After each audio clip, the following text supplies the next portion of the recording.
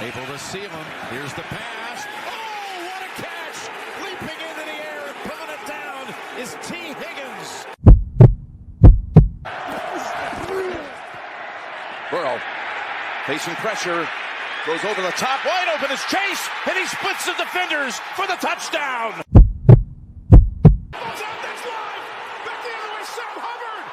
Cincinnati Kid. Hubbard's got a convoy. Chased by Andrews. At the 30, the 20, he will score! Hooday, Bengal fans. He is Maan. I am Jake. This is the Bengals Pulse, the heartbeat of our Cincinnati Bengals.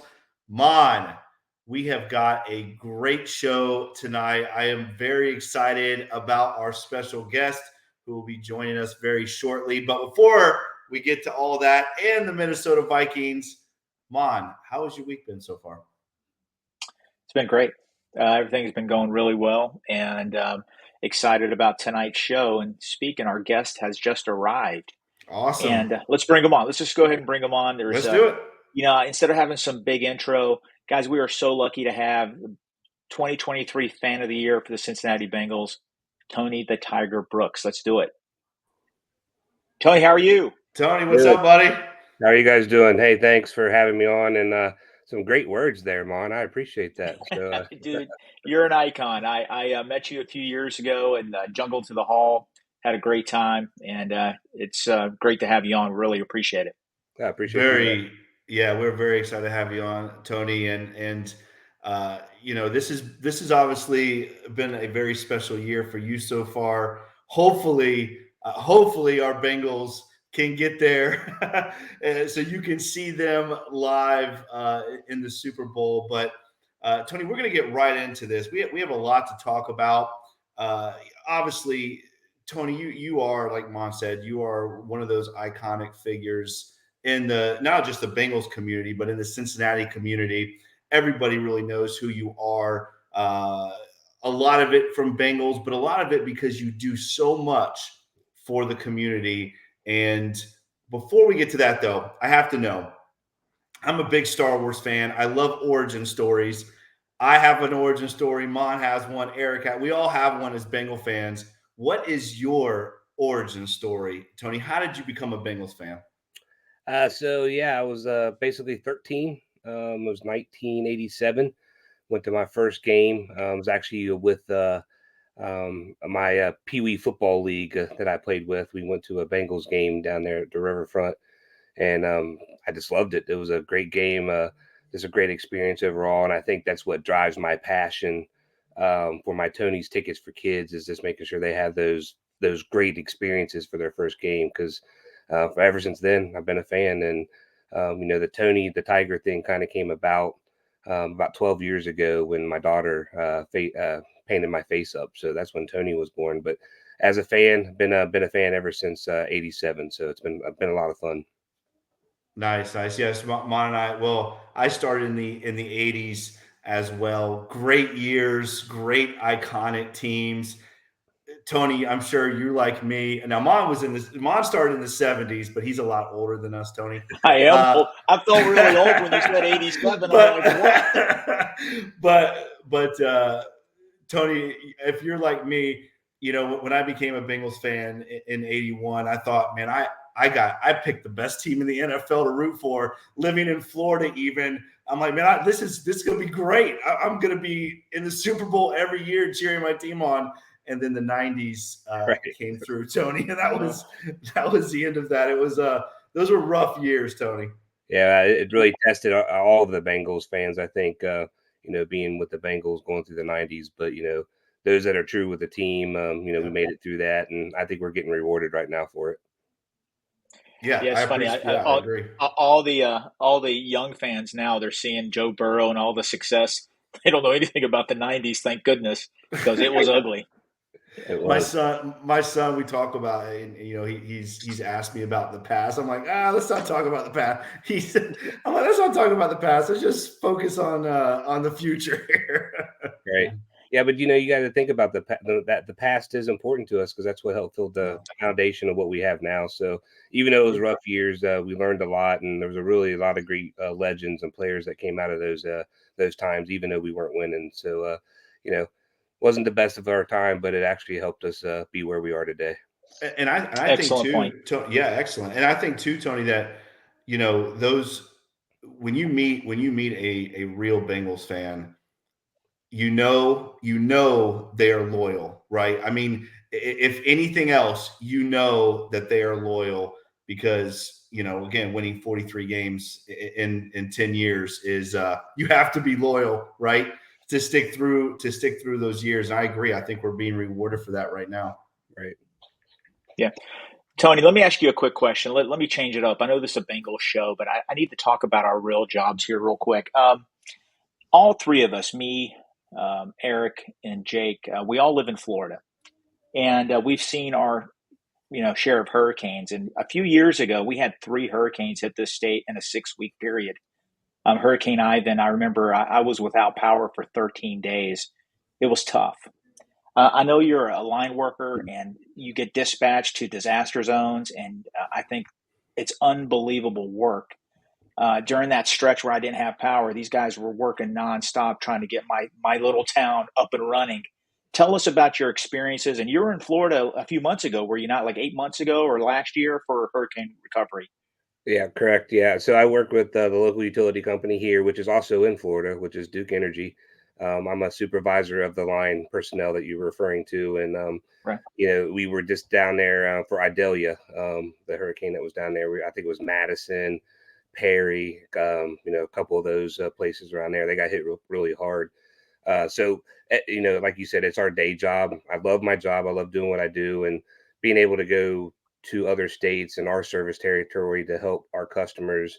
It's just one of those things that we all love to do because, just like, you're a fireman, you understand that you have that willingness and that will to help people. And that's our part of our job, being able to help people get their power back on.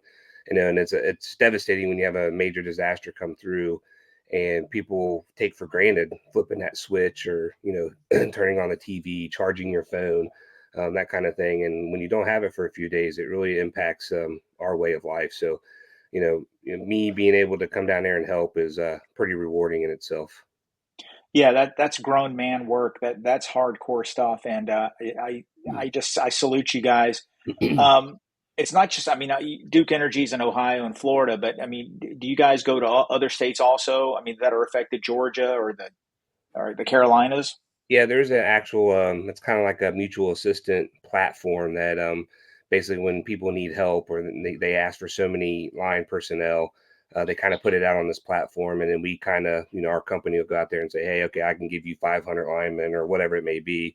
And then they'll claim us, and then we can, start our travel plans that way. So yeah, I've been in Louisiana, Duke Energy's in the Carolinas too. So I've been there a lot. Of course, Florida, been in New York. So there's quite a few places that we've been to help, outside of our service territory as well. Yeah, it's very similar to the fire department. We have strike teams that go and help, and that's really neat. But thank you for that. That's some hardcore stuff there, and I'm sure it's not easy on you or your family. Yeah, it's we get a call, and my wife's pretty much used to it. I kind of give her a heads up, hey, there's a hurricane coming. They might be calling us, and they call us, and we pretty much pack the next day. And typical, they tell us to pack for 2 weeks. So it's just something that we like to do, and like I said, it's rewarding to us too. And we get paid for it, but it's just that ability to be able to be rewarded to help someone out, restoring their power and that kind of thing. So. Yeah. Do you ever see any houses down there that have Bengal banners or Bengal memorabilia around? Yeah, actually, we do a lot. Actually, especially Florida. Now, you guys both live in Florida, so Sure. it's kind of like Now, I don't want to say this in the wrong way, but there's a lot of I call them transplants to go to Florida. So they're all over the place. People from all over the country go to Florida, and we saw it this recently when we went to Jacksonville. All the local fans from Florida came to Jacksonville, and it was great. It was great to see all those fans. Very cool. Good deal. Oh, there is a lot of Bengal fans down here, and I think even before these last couple years, there are quite a few people that have moved down, and I know Mon and I have been going to, Dolphins, Jacksonville, to anytime the Bengals are in town, we go to it. And we've always, even before recently, we've always traveled well, I think, as a fan base, especially down here in Florida. And a lot of it is probably because of a lot of people, coming down trying to get into the sunshine a little bit. Yeah, and I've been blessed. Me and the wife's been blessed to be able to go to a lot of away games. And you're right, Houday Nation travels phenomenal. And and those who don't get to travel and actually get to watch on the game, on the television, we hear all the time, "Oh, we heard you guys," the Houday chants and stuff, and that's awesome. We hear it, but to be able to hear it on national TV through the TV from other parts of the country, it's pretty cool to see that our Bengal fans are true and travel very well. Now I know you're tallying your stadiums. How many stadiums have you been to, Tony? So Jacksonville was my last one for this year, unless we go to the playoffs, of course. But that was number 26. So I've done 26 stadiums so far. Wow. Which ones have you not been to?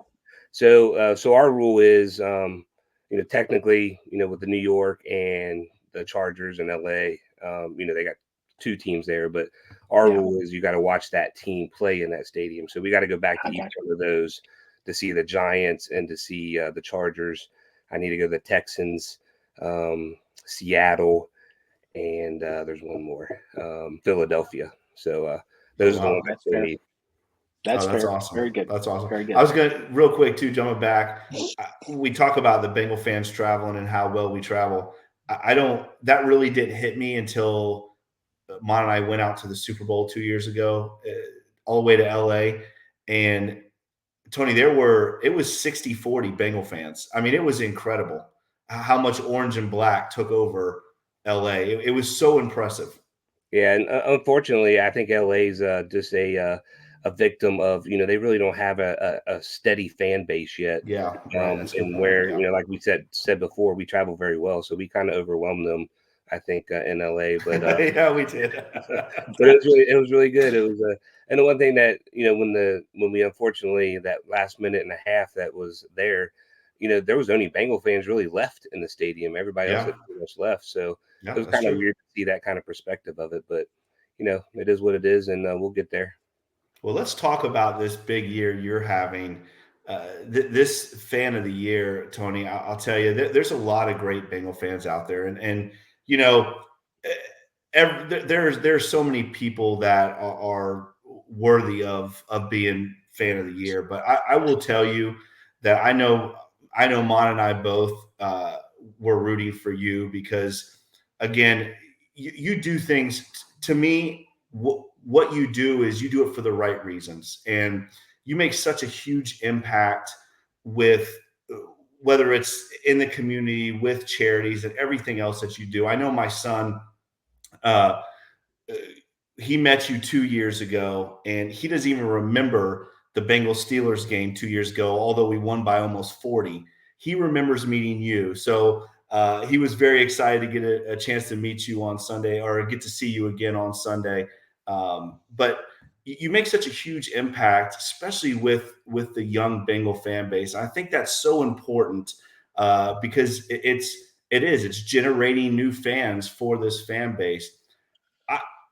I want to know, man, what is that experience like, being fan of the year and getting your name called out in the stadium, all the perks and everything that you're going to be able to do? Can you talk a little bit about that whole experience? Yeah, so for those that don't know, I was named Fan of the Year during the Seattle game. I got the privilege to share that with the whole stadium. It was phenomenal, And as you said, we do a lot of things, and there's so many fans deserving, as you mentioned. I'm just one of them, and to be recognized by the team, to be named the Fan of the Year was just phenomenal.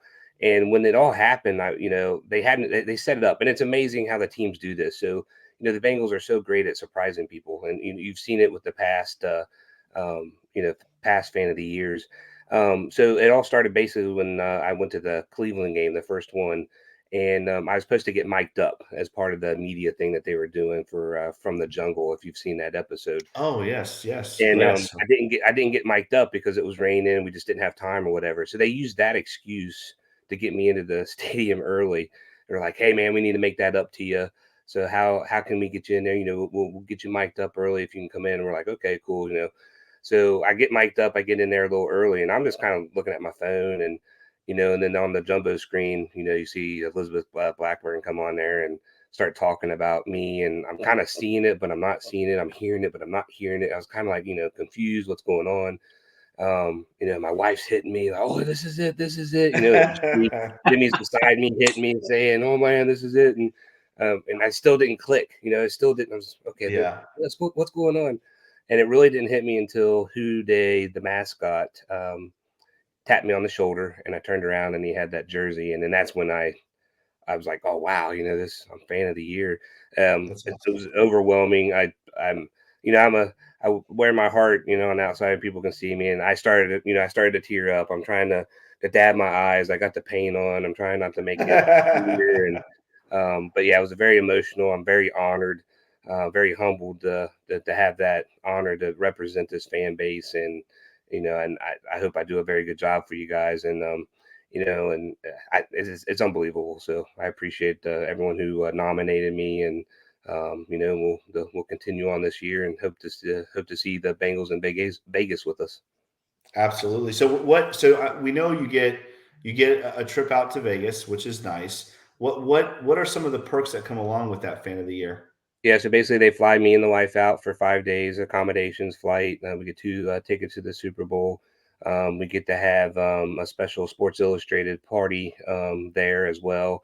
I get to attend the Wow. NFL awards on Thursday night, Oh, where all that's the football players are. So that's going to be really cool, and I'm awesome. really looking forward to if we're not in the running for the Super Bowl. I'm really looking forward to seeing our man of the year, Ted Karras, there as well. So that's going to be kind of cool. Yes. Yes. And we get to do that, and there's other perks and stuff. Captain Morgan's does some stuff for us and that kind of thing. I think I'm on or will be in the Sports Illustrated magazine here soon, or used for promos. I did a photo shoot for them a few weeks ago. If the things keep consistent with what they've done in the past, I get to go to Detroit for the draft, and I will be able to do one of the draft picks. So that'll be. That's so awesome. And then Wow. I'm also the biggest one of the biggest things that I'm looking forward to is for the Cleveland game, the last home game. I'll be ruler of the jungle for that game, so I'm looking forward to that. Oh, that's That's going to be a awesome. win. That's going to be a win. You Yep. have to. Yeah, That's going to be to get we us need to into the take it to playoffs. Cleveland. Yeah, Cleveland's been a Yeah, thorn in our side, so we need to make sure we win that one. Man, that's absolutely. incredible, Tony. That sounds awesome. Yep. Tony, listen, in closing, we got one more question here. Jake already harped on it a little bit. He talked about your charitable work, and it is amazing. You've raised so much money for the community. How much have you raised? Tell us a little bit about the charity work that you're doing and what's going on this weekend before the game at Bengal Gems. So first off, I am the lead part of the charity for our efforts for the tailgate, but I can't take all the credit. So this tailgate, Bengal Gym and Friends, it's made up of a bunch of guys that make all this happen, guys and gals. So it's not just me, but they, right now the year to date with our last tailgate, we're up to $111,000 to 28 Wow. different charities. Wow. That's awesome. That's crazy, Yeah, it's man. That's great. so And awesome. being able to use this platform as Tony to show light on these charities, to raise money. That's what it's all about. People want to take pictures with me and that kind of thing, and that's cool. And I love that part of it as well. But the most rewarding piece of it is being able to raise this kind of money for these charities. So it's a lot of fun. The other thing that's come out with Tony is the Tony's for Ticket program that I talked about briefly before. Right. Started last year. We had a fan just wanting to donate tickets, and I'm like, "Hey, what do you want to do with them?" And they're like, "Hey, let's send a kid to a game." And I'm like, "That's an awesome idea." So we basically started last year, and I asked for donated tickets. Sometimes we'll buy tickets with extra money that we have or whatever. But my goal is to allow those children that haven't been to a game, give them that opportunity to go to their first NFL game. And as we already talked, it's very impactful. Your first game is an experience that you're going to remember forever. So being able to make sure that they have that experience that impacts them and become a fan of the Bengals, and maybe not even the Bengals, but just become a fan of the sport. That's what's important to me. So we get those kids at the game, we bring them up on the stage at our tailgate. We make it a big thing. We introduce them, we get them to do the Who Day chant. We have Ron Boyle, if you guys know, makes the custom chains. They'll do a custom chain for them. And, we just try to make it a very good time for them. So it's a lot of fun. So this weekend, what you were referring to, so Toys for Tots. Again, I'm all about the kids. And I've been doing Toys for Tots now for probably about 12 years. I combine our tailgate as well as Duke Energy where I work. And, we do a big toy drive. And so Saturday was our last tailgate before Christmas that we'll have the toy collection. And then also on Sunday, it'll be our second annual Fill the Bus. We go to a couple of stores and then go to the pro shop, and we allow people to come visit us and bring us toys. And then we also purchase toys with all the donations that we've gotten as well. So pretty busy weekend for us, but looking forward to the rewards that we get from it.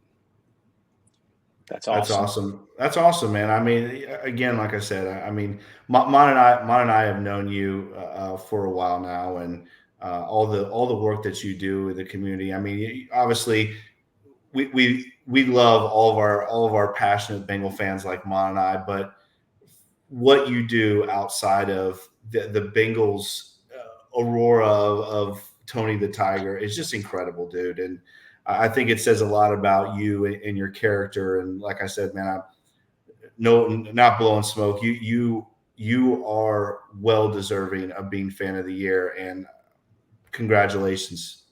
We salute you. That. Thank you guys. I appreciate you. Thanks for coming on, Tony. Yeah, we appreciate you. And Tony, where can people find you, Tony? I know they probably already know, most of them do, but where can people find you at, Tony? Yeah, so on Twitter, I'm at Tony the Tiger 96, and then on Facebook, it's Tony the Tiger Brooks, or just Cincy Tony the Tiger on Instagram and other platforms. So I appreciate the follow. And hey, and one big thing too, if now that all 32 teams have been announced, they each one gets to represent the NFL. So there's an opportunity, not just for me, but for any. I highly encourage anyone to go out there and vote for the ultimate NFL fan of the year. So you can go out there and vote for your favorite person. And I hear there's a pretty good Tony the Tiger out there that you can vote for. Yeah, let's vote for Tony. Let's vote for Tony. I was trying to show the graphics, and unfortunately they wouldn't come up there. But we will tweet out that information for you, Tony. We'll put the toy drive information out there. We're going to get a retweet band going, just like we got for Man of the Year. We're going to get our Fan of the Year. We're going to get you there. You're going to be the NFL Fan of the Year. We're going to make it happen. Hearing you talk about all the charity stuff that you do just kind of gets me inspired. So I just wanted to jump on real quick. And as you know, Jake and I are season ticket members, but we try and drive up for as many games as possible, but we usually don't make the preseason games. So I'm gonna pledge my preseason tickets to you for next year. I think we're gonna have 2 games, but those are yours. And we'll talk about some others if we can't make others, but for sure, my preseason tickets are yours. So I appreciate that. And you make a good point. I help facilitate this program, but none of this could be possible without you guys, the fans, the donated tickets, and all that kind of stuff. So I just help facilitate it and make sure we get the right people in the right places. So I appreciate everyone who's donated this year, and as you had mentioned, for next year as well. So let's keep those kids going to their first game, because as you guys know, all of us, we're not going to be there, to keep this tradition going. And hopefully I can create another Tony the Tiger to take over for me when I'm not able to. So that's what it's all about. Fans, for sure. Kids are our future. Sure. Very cool. I love it. Well, once again, Tony the Tiger Brooks, thank you so much, Tony, the NFL Bengals Fan of the Year. And guys, go out and vote for him for NFL Ultimate Fan of the Year. Tony, thanks so much, brother. We will catch up soon. Who Day, man. Appreciate you guys. Take care, Tony. See you, buddy. Who Day. How cool is that? Oh man, what a great dude! Again, he is over $100,000. That's insane. He said over, that is 111,000. I think that's the one thing too, Mon, and you and I talk about this off air all the time. Is you know, everyone, there's so many people out there that are more than worthy of being the Bengals fan of the year. We have such an incredible fan base. I say it all the time. I think we're the best fan base in the NFL. But when you see all the things that Tony does outside of just, Tony the Tiger, what you see Tony Brooks do is just so impactful for the community of Cincinnati and beyond. So, I mean, to me, it was a no-brainer, to be honest. Yeah. He's there's so many people out there that, great Bengal fans, and I appreciate them, but he is the thing about Tony, he's genuine, he's a genuine guy. And, I'm happy for him. He deserved it. And, you know what, let's get him to the Super Bowl with a Bengal team. Like, remember, Bengal Jim got to go see the Bengals play. But this time, Tony's going to see the Super Bowl championship. Let's talk about the game this week. Well, I was about to say, don't say that. Don't talk about the Rams, Bond. I don't want to talk about the Rams. Don't bring that up. I'm still not over that. But yes, let's talk about the road to the Super Bowl for our Cincinnati Bengals. Before we do, though, let's talk about these other AFC North games real quick, Maan. Eric, who do we got first on here? Steelers at the Colts. The Colts, Maan, just ran over last week. I can't remember who ran them over. Oh, yeah. Yeah. Oh, yeah. Our Cincinnati Bengals laid the wood to the Indianapolis Colts last week. This bounce-back game, the Steelers are reeling, Maan. I'm not even sure the Steelers are going to win another football game this year. But you tell me, Steelers at Colts, Maan, who you got? I'm trying to figure out exactly in the simulator. We beat the Colts. The Steelers beat us. Right. This is an elimination game for this guy. Whoever loses this game is an elimination game, basically. Yeah. I'm going to root for the Colts here. I'm going to root for the Colts to win because we have the tiebreaker against them head-to-head. But again, with so many teams, Jake, tied, head-to-head doesn't matter anymore. It doesn't matter. So I'm just going to say I want the Colts to win because I don't want the Steelers to win. Yeah. Colts are going to win this game. It's going to be ugly. It's going to be 17-12. Okay, I'm gonna say the Colts. I'm gonna say the Colts win by a couple scores. I'm gonna say Colts win 24-10. I just think the Colts are a much better football team than the Pittsburgh Steelers, and this Steeler team, like we talked about before, they're reeling right now, and they just don't have the offense. Again, we talked about this after the Bengal Colts. Do not let the Indianapolis Colts fool you. The Bengals are a very good football team. The Indianapolis Colts are a very good football team. So don't let that game fool you from Sunday because the Colts are still in this thing and they are tough. And I don't see the Steelers having a chance. All right, Eric, who do we got next?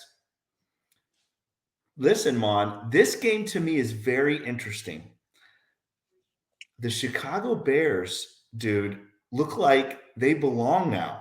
The Chicago Bears are one of the hottest teams in football, Maan.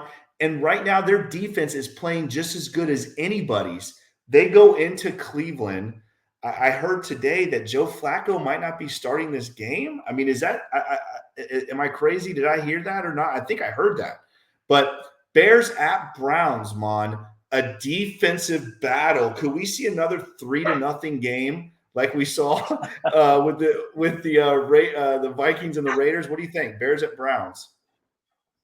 The Bears have played a lot better the last few weeks. The Browns are pretty much locks to make the playoff because they're one game ahead of everybody being 8-5. I would love to see the Browns lose this game, and it could easily happen. I'm going to go ahead and pick the hot team. I'm going to pick the Bears to win this one. It's going to be a pretty competitive game. Sorry about my dog. It's 24-21 Bears over the Browns. I'm going to say Bears win as well because I don't think the Browns are a lock, Maan. They're one game up. I don't think they're listen, the Browns have a tough schedule coming up. I'm going to go with the Chicago Bears. I think the Bears are on a roll right now, and I'm going to say the Bears win this football game. Well, it's going to be ugly. I'm going to say 17-10 Chicago. The Bears. 17-10 over the Browns. Okay, here we go. the Ravens at the Jacksonville Jaguars, who are reeling right now. Who do you got, Mon? The Ravens at Jaguars. Jaguars need this game. They really, really need this game big time. They lost a couple. They lost that heartbreaker last week. I don't think the quarterback is 100%. Ravens playing on the road. The Ravens really, they could have easily lost to the Rams. The Rams were going up and down the field on that good Ravens defense. A little surprising. I'm going to take Jacksonville on this one. This is a must-win for them, and it's good. I mean, it's pretty much the Ravens are going to win the AFC North, but I want the Ravens starters to be playing Week 17. I want them, with the Dolphins losing, I want them to have to play their guys for home field advantage. Jaguars are going to win this game. I think it's going to be a shootout. It's going to be 34-31 Jags over the Ravens. I'm gonna agree with you. This is we're in very interesting territory because, like you said, Mom, everybody being tied, the head-to-head really doesn't matter right now. But the Bengals do have a head-to-head against the Jaguars, and the Jaguars, let's say they drop the next 4 and the Texans squeeze in as the AFC South champ, the Bengal Jaguar head-to-head might come in handy for the Bengals. But I just can't root for the Ravens. It's just not happening. So I'm going to go with the Jaguars as well because, like you said, this is a game the Jaguars have to win. And I'm going to say the Jaguars win this thing 31-28. I think 31-28. I think it's going to be a shootout. Jaguars at Ravens. Okay. So Vikings at Bengals, Mon. Before we talk about it, I want to say this really quick. All right, really quick. This is where we are right now, the Bengals playoff wise. If the Colts beat the Steelers, which you and I both think will happen, and the Lions beat the Broncos, both of those games are on Saturday along with ours, and the Bengals beat the Vikings, the Bengals are the number 6 seed, and nothing will change that on Sunday. That is very interesting, right? Saturday is a big day for Bengals football, not just because of the Vikings game, but because Colts beat the Steelers, Lions beat the Broncos, Bengals beat the Vikings. We are the 6th seed, and now we control our own destiny going the rest of the way, Mon. Huge, huge game, Vikings at Bengals. It's a huge game, absolutely. We don't have much room for error here. We really have to go 3-1, if not 4-0, because our AFC record could come back to bite us. And again, like that loss to the Steelers 2 weeks ago, really, and the Texans game, obviously, we harp on. Yeah, that's a brutal one. But if we win our remaining games, we're in. If we win 3 of the 4, we have a 70 to 80% chance of getting in. I looked at these simulators. I knew the Vikings had a good defense, but listening to some really prominent podcasts, Bengal podcasts from Paul Dehner and some others, I didn't realize how good the Vikings defense really was. The last 2 months, they have arguably been the best defense in football. And before the Kirk Cousins injury, that their offense was rolling. But things have fallen off. They're down to their second, third string quarterback right now. Jefferson's been hurt. But they have a lot of good players on offense, a lot of good wide receivers. He is going to play this week. At least he said he is. Yeah. And that defensive front is very formidable. The Bengals and Coach Taylor, they got to be ready for this. Yeah, let's talk about this Vikings football team. Let's start with their defense because right now their defense is playing very, very good football, Mon. I'm going to throw real quick some stats, some team stat. Well, I'll go with the individual stats first, but never a good thing when your 2 leading tacklers are your safeties. That's never a good thing. However, Bynum and Metellus, 2 leading tacklers on the Vikings defense. Hicks, the linebacker, obviously Hunter, the defensive end / linebacker. They run a 3-4. They run an odd front, so he's considered that. But Hunter with 13.5 sacks. He's tied with Trey Hendrickson right now. But like you said, this defensive front gets after it. 36 total sacks. with this defense. They are a tough group. And it's interesting, Mom, because when you look at these names, they're not really big time names, right? I mean, this is a defense that plays really well as a team, really good team defense. They tackle well. They do all the things that you want a defensive group to do. But this defense is going to be a challenge. And like Eric was saying earlier, a lot of pressure and blitzes coming Cincinnati's way. Remember, Flores and Zach Taylor had a little incident back in 2020. I'm not really sure those two guys care for each other very much. So it's going to be a very interesting matchup, Bengals offense versus Vikings defense. You know what? I had forgotten about that, but we won that game because we lost and got Joe Burrow. I think that was that game, was it not? That was the game. Right. Remember, there's a scrum. There's actually a scrum, and Flores ran over to the sideline. It was He did that because he was doing that to, he lost his job after that season. If I'm not mistaken, he was fired that year, and maybe that was just some frustration on his part. But the Bengals offensive line the last 2 weeks has played really well, graded high. Cordell Volson's done well. Well, they need to continue this week because, as you said, that defense blitzes and they're going to bring the heat. They caused a handful of turnovers last week. That's what they specialize in. Quarterback to make a bad decision, throw an interception, maybe get a fumble, strip sack. Hunter with 13 sacks is a great football player. You did mention Bynum, the safeties, but they're active. And don't forget the Cincinnati Bearcat, the rookie Ivan Pace. He probably could be defensive rookie of the year. I mean, he is that good. He's played that well for the Patriots, the Vikings, and they're very formidable. I'm just this could be an ugly game. I'm talking 17-14 kind of game.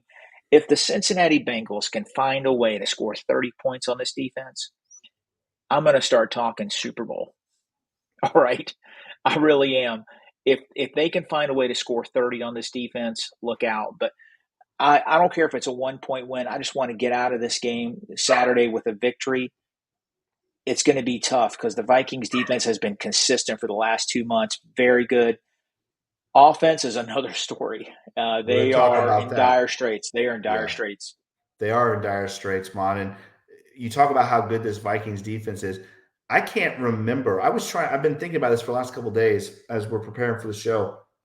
I can't remember the last time somebody won 3-0 in the NFL. I mean, honestly, can you remember?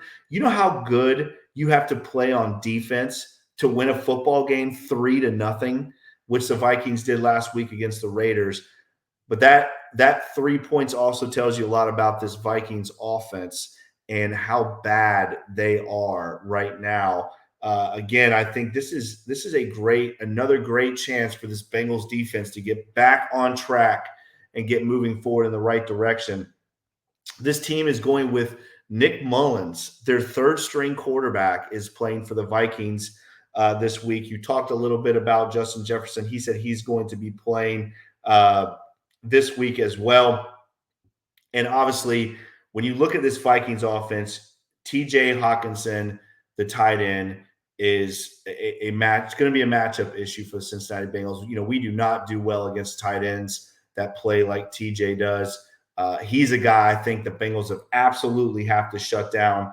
But, they got some other guys, Addison and Osborne. I mean, they got weapons. It's this offensive line of the Minnesota Vikings, and their quarterback situation right now is just absolutely atrocious, Mom. Yeah, I think the interior offensive line is struggling. Their two tackles, Darrisaw and O'Neal, are solid players, really good players. But you mentioned Osborne, you mentioned Jefferson. Mullins I think he played for the 49ers. He came in and he led them to that go-ahead winning field goal. I think he completed 8 of 11 passes. The last thing we need is for our defense to allow them to get a couple of cheap scores because it might be hard to it's going to be hard to score on this Vikings team. It really is. Or we're going to have to continue playing solid D. It's going to be big on Hendrickson and Hubbard and B.J. Hill to just put pressure on this young guy, make him make a knucklehead move and throw a couple interceptions. I think our defense will get a couple picks, couple turnovers. our Bengals are going to win this game, but it's going to be close, guys. Well, Nick Mullins only thrown 13 passes this year. I mean, this is a guy who, again, like you said, he came from the 49ers and really has not got a lot of play, a lot of PT in Minnesota. I want to go back to TJ Hawkinson real quick in this matchup that the matchup he has right now with our Cincinnati Bengals, which is a tough matchup. Again, we've seen tight ends beat us week in and week out. Hawkinson, Maan, 85 receptions, over 800 yards for a tight end. That is a lot of receptions for a tight end. I mean, that's a lot for a receiver, but for a tight end, Maan, he's got 116 targets right now for this Vikings offense. So everybody talks about Justin Jefferson, all these other guys. The Bengals have got to find a way not to allow TJ Hawkinson to beat them, to be that safety valve, to be that guy to bail Nick Mullins out, right? I mean, that's the guy the Bengals have got to key on taking away in this football game is TJ Hawkinson. Yeah, I can assure you that the coaching staff for the Vikings, they're going to work a lot this week on that offense because they know 3 points isn't going to do it against the Bengals. Yeah. I expect them to play a lot better than they did last week. That offensive line gave up a lot of sacks last week, a lot of quarterback hits. So it's going to be big for Hendrickson and company to come in and put some consistent pressure.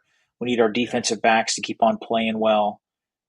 Dax Hill, Jordan Battle continues to impress. Cheeto is getting his legs back. These last 2 weeks, the Cheeto we saw last year before the injury, we're starting to see glimpses of that now. So that's going to be, we need him to come up with a big game. We know what we're going to get from Mike Hilton, tough football, and DJ Turner's playing well. Cincinnati's going to win this game, but it's going to be a little closer than we think. We're not going to hit that 30-point mark. And I hope next week I come back on the show and say, hey, I'm glad I'm wrong. I hope the Bengals scored 35. But it's going to be one of those tough games. Well, right now, Maan, we look at this Bengals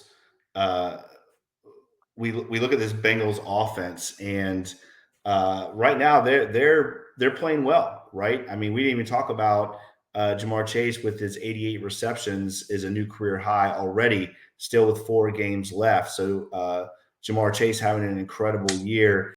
He had a little bit of an ankle issue, but he was back at practice today, although limited. But it looks like besides Joe Bachman, this Bengals team is fairly healthy for this time of the year. That's a good thing, right? I mean, that's something that we really need for this Bengals team to be healthy down the stretch. Yeah, absolutely. I mean, I was thinking about that the other day. Yeah, we have had some injuries, obviously, with Joe. But overall, Coach Taylor and this medical staff, everybody, they do a great job keeping everybody fresh. And we got good depth also. When guys do drop down, miss a couple games, we have good guys that come in and play. But we got to find a way to get a win here, 1 week at a time. We got to win at least 3 of these next 4 guys. We have got to find a way to make it happen. Hopefully win 4, because I don't think that Chiefs game coming up is going to be as I know 1 week at a time, but I think that Chiefs game, looking ahead a couple weeks, I'm not afraid of them like I was a few weeks ago. Let's put it that way. I agree with you. I agree. All right, let's get to the predictions, Maan. Vikings at Bengals. Maan, who you got? I got our Cincinnati Bengals winning this game 20-10. 20-10. Cincinnati wins.